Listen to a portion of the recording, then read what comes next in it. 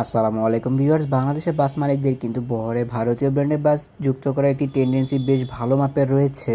অনেকে হয়তো আবার আমার এই কথাটিকে ভালোভাবে নিতে পারেন এবং অনেকে হয়তো আবার আমার কথাটিকে খারাপভাবে নিতে পারেন। তবে কথাটি তিতা হলো সত্যি যে ভারতীয় ব্র্যান্ডের বাসগুলোতে জার্নি করে যেমন যাত্রীরা তেমন একটা স্যাটিসফাই হয় না, তেমনই কিন্তু চালকরা বাসগুলো চালিয়ে তেমন একটা স্যাটিসফাই হয় না। প্রথমত ভারতীয় ব্র্যান্ডের বাসগুলো বহরে অ্যাড করার একমাত্র কারণ হলো বাসগুলো মেনটেন্যান্স কস্ট অনেকটাই কম হয়ে থাকে, যেখানে জাপানি, জার্মানিয়ান কিংবা সুইডেনের বাসগুলো মেনটেন কস্ট অনেকটা হয়ে থাকে।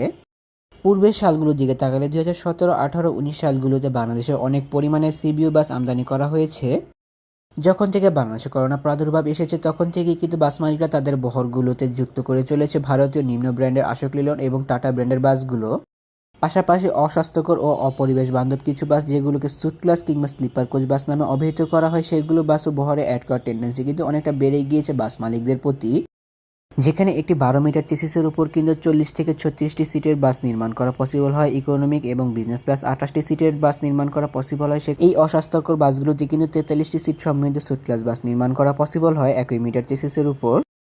অধিক লাভের আশায় কিন্তু বাস মালিকরা তাদের বহরগুলোতে এই বাসগুলো অ্যাড করে।